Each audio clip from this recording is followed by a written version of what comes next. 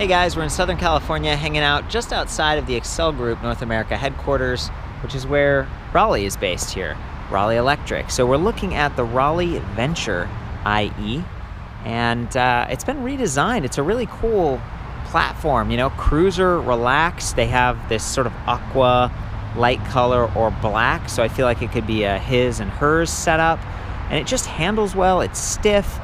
This is a cruiser bike, but you'll notice that it doesn't have a hub motor, it doesn't have a rear rack, which has been the standard for cruisers for quite a while. I think they're more affordable that way, but the price on this isn't too bad, and it's under $3,000, and it's got a premium drive system from Bosch that's got a 2-year comprehensive warranty. It's a mid-drive, so it's very efficient. It has shift detection. This thing has excellent range, and it doesn't weigh too much. It's about 47 pounds, which for a cruiser bike isn't bad. However, it doesn't come with fenders or a rack or anything like that. It does seem to have provisions for maybe adding fenders, definitely fenders, maybe a rear rack. You could set that up. There are the beam racks, but they don't work quite as well. So I'd, experiment with that. It would need to be disc brake compatible. And then up front, we also have bosses for adding fenders as well with the support struts and maybe some sort of rack as well. There's a lot you can do with bicycles if you get creative. But as it stands, this is designed for beautiful days, relaxed riding, very upright, very comfortable.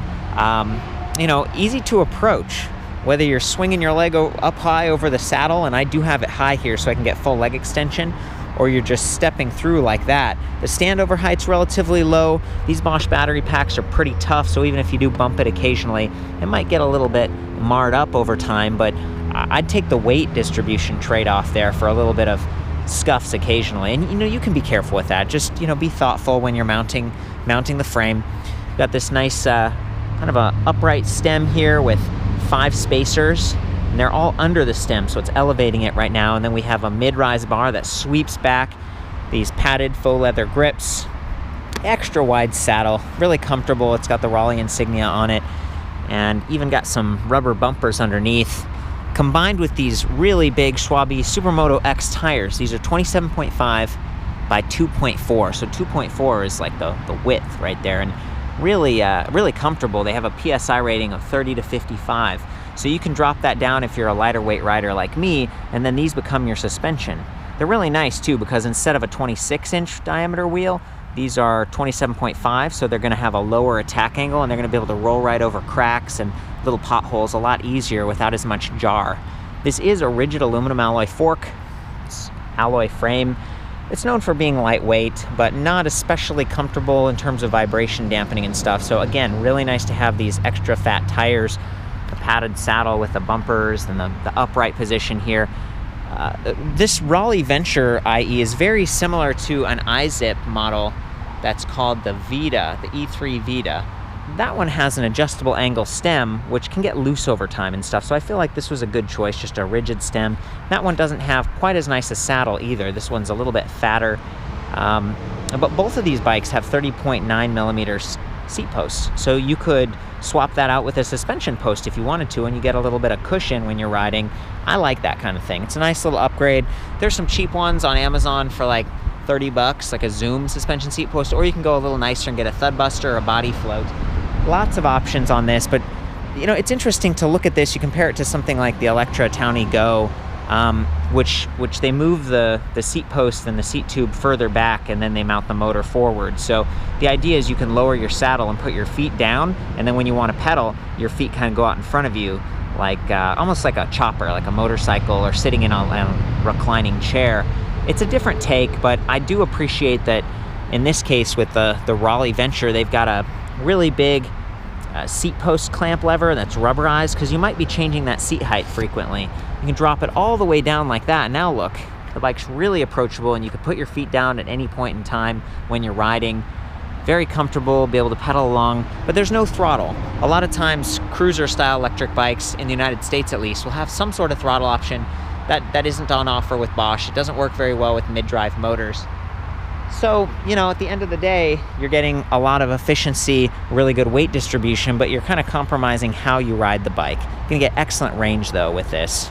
The flip side of getting speed is slowing down, and I love that they've got some hydraulic disc brakes here. Tektro Ariga WS, these 2-finger levers. That's all you need, is a couple fingers to pull on these, and they are adjustable reach, so you can bring them in a little bit if you've got smaller hands or you're wearing gloves. 160 millimeter rotors, front and rear. That's pretty good stopping power. That's all that you really need for sort of a neighborhood leisurely ride. And then there's a 9.8 millimeter quick release skewer up front and a 12 millimeter through axle in the rear. It's actually tapered 12 millimeter to 10 millimeters in the middle, just extra stiff. It's gonna be a little bit easier to work with. Maybe the thicker diameter slides right in, and if you're someone who's a little bit heavier, I feel like this bike, it's a little bit more reinforced, and it helps to support these larger tires. And here's another angle on the Bosch Active Line motor. This is sort of the entry level in the Bosch lineup. It doesn't mean it's lower quality, it just means you don't get as much power. So it's up to 40 Newton meters of torque, only 100 RPM support. So that means rotations per minute. On some of their more advanced motors, you get up to 120, which means you can spin faster, and the motor's still going to be helping you. On this one, if you want to spin faster, eventually you're just going to be spinning on your own. The motor's going to kind of fade out, and then you need to switch gears if you want the motor to help again and slow your cadence a little bit. So that's fine, again, for this type of riding. If we go over to the other side here, got a Shimano Alivio 11 to 36 tooth cassette. That's pretty good. 9 sprockets. 9 speeds is great for a kind of a casual bike. 42 tooth chainring with an alloy guard like that. Standard 170 millimeter crank arms from FSA. Not a huge fan of these pedals. Welgo R199. I'd probably replace them with some Welgo like BMX. A little bit wider, bigger pins, because I have medium-sized feet. And these are steel. They're gonna get scratched up and rust over time. They're not my favorite, but they are relatively lightweight. They get the job done. They got reflectors built in. Can't complain too much. And then the way the motor works is it's measuring, there's a little sensor there and a magnet. It's measuring rear wheel speed, pedal cadence, and pedal torque, how hard you push. It's measuring those 1,000 plus times per second, and it's listening for shifting. So all the time it's seeing like, okay, they're pedaling, got it. And then if it notices like a spike in tension, it tries to ease out a little bit so that you don't end up, harming your chain, those sprockets, or that derailleur. It's a really nice system. And this motor, I think it only weighs like 6.3 pounds. It's a lot smaller, more compact than their performance line motors, and it uses that traditionally sized chain ring, so it's a 1-to-1 ratio. When you pedal, every single crank revolution turns that chain ring once. Whereas the performance line motors that Bosch offers, they have a little sprocket that spins 2.5 times, and it's got this kind of reduction gearing thing going on. And that means that if you pedaled those bikes without the motor turned on, there's a little bit of friction happening, a little bit of extra work. This doesn't have that. You can pedal it just fine, whether the motor's on or not, and you can exceed 20 miles per hour, and the motor's not going to be like slowing you down and creating some drag. And while we're down here, look at these nice gussets, the plates, and just extra kind of heavy duty welding that's going on to reinforce that single tube design, so there isn't a lot of frame flex. And I've been riding this bike around. It's really solid, feels really solid, and that's nice, because a lot of times these wave style step-through frames, they feel flexy, and I'm not even that heavy, so if you're a bigger person, it could be a little bit like, whoa, feels like you're gonna break the bike. Nice smooth welds up here, just really great. And then that's the Bosch Power Pack 400. It's a little bit smaller. They have a 500 watt hour pack now, but that adds to the price and weight. This weighs 5.5 pounds, and it can be charged on or off the bike. There's the charging port. I tend to, leave my battery on the bike frequently, and I'll just wheel it into a garage and plug it in. This is not the exact charger that comes with the bike. It comes with a smaller compact 2-amp charger. This is the 4-amp charger. The one it comes with weighs 1.3 pounds. This one's 1.7. So it's very similar. It actually looks almost identical. And if you had one of these faster chargers, you could use it. They're just one of the ways that they can save some money and weight on a bike like this. They're trying to hit that value price point. So I wanted to take the battery off for you, show you what that looks like. It's got these nice brown decals. They almost feel like leather. I mean, it's probably a faux leather, kind of like the saddle really ties everything together. But when you unlock it, be kind of careful, because the way that it's positioned here, it could kind of clunk off. So I'm unlocking it, grab it by the handle right here, the loop, and then pull it up. So 36 volt, 11 amp hour, lithium ion. It's got the same charging interface as the mount has, so you can charge this pack leave the bike in the garage or somewhere else, I recommend storing those packs in a cool, dry location to maximize their lifetime. Extreme cold, extreme heat can be hard on them, and if it goes all the way to 0, even getting close to 20%, it starts to strain the cells. So I tend to charge mine every month or two if I haven't used it, and I just keep an eye on it. And you can see how full it is just by pressing this little button on the side here, even when it's not on the bike. Keep in mind that this same interface is compatible with the PowerPack 500, so maybe you own another electric bike or your significant other has like the 500. You can use either battery, and you could borrow their battery and go for like a super long ride if you wanted to. It's really neat that they're interchangeable. Or if you just take your bike on vacation somewhere, you leave the battery behind, maybe you ship the bike, you usually can't fly with those high watt-hour lithium-ion packs, but you can rent those or borrow those power packs on location. They're very prevalent. It's one of the most popular designs, so that makes it versatile. But if you ever replace this, it might not have that fancy brown sticker on it. So now that I'm gonna kind of remount this thing, you need to push, and I'm gonna pull the keys out here. You need to push kind of hard, make sure you hear that click, okay? There we go. Okay, you really wanna make sure it's secure so you don't kick it, and that could be like a $800 mistake right there. So now that the pack is mounted, I'm gonna turn on the display, power button on top. There we go, it boots up pretty quick. Speed in miles per hour. That same 5-bar battery infographic. And then in the middle, we've got some trip stats. But first, if we want to go from miles per hour to kilometers per hour, hold the minus and tap power. Switches back and forth. Right now, we're in trip distance because I was holding minus, and that's what cycles through the menus. If I want to reset trip distance, I hold minus and plus. See how it says reset? It's pretty cool. If you wired in lights, which you can do, a lot of shops can tap right into the motor controller and put on like 6-volt lights for safety. You would hold that plus button for a couple seconds. There's this little light icon. It's pretty cool. And then there's walk mode. So down here at the bottom, if you are in any of the levels of assist, not off, but you have to press plus, Eco, Tour, Sport, or Turbo.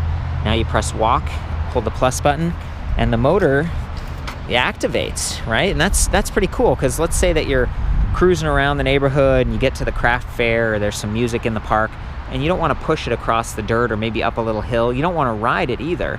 Walk mode's going to help you move all 47 pounds, so you don't have to struggle on your own. And I think that's really cool. Some e-bikes, like from Trek, have disabled that, and I'm always like confused why. And then there's this little rubber cover on the back side, and there's a micro USB port there, so that's not actually active. If you discover that and you're thinking, wow, cool, nope, I've tried it, I have the adapters, I plugged my iPhone in, nothing happened. It's just for diagnostics. Like, you know, take it to the shop if they need to update the software at any point. That's what that port is for. So just kind of ignore that. And then that's it. You know, we go back to the different levels of assist. Turbo is the highest. It's going to use the battery the quickest and be the loudest, but this is one of the quietest mid-drive motors I've ever tested. I mean, it's super quiet. It only gives you up to 40 Newton meters of torque support compared to 63 or 75 on the Performance Line motors, but it's still good. You know, if you shift down those gears, you can climb. It works great. And so I'm going to hold the minus again, go from trip stat to total stats. That's kind of an odometer there. And then range. Right now it says 26 miles in turbo. But if we arrow down to eco, see, it says 59 miles. So there's significant difference in range depending on what level of assist you choose. I think I'm going to stow that kickstand and take a little test ride now.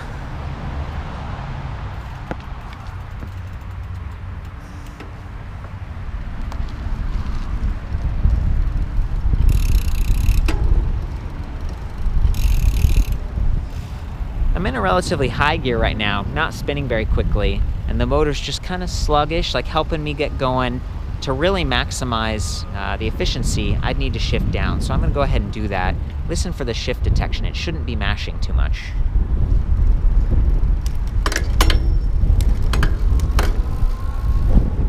There we go. The bike feels pretty stable with those bigger tires. It's not really, there's no wobble or anything. And they come right back to me, so I've got this upright body position.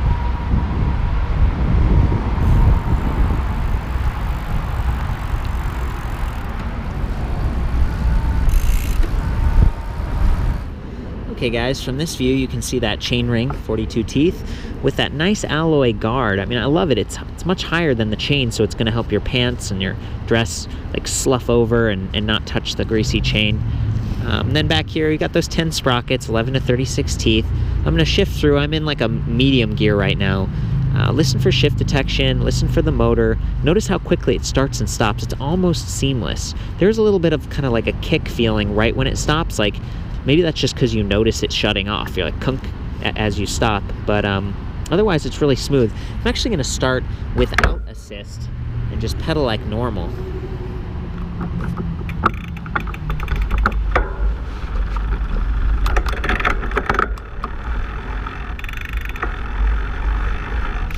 That's unassisted. Now I'm going to go to turbo.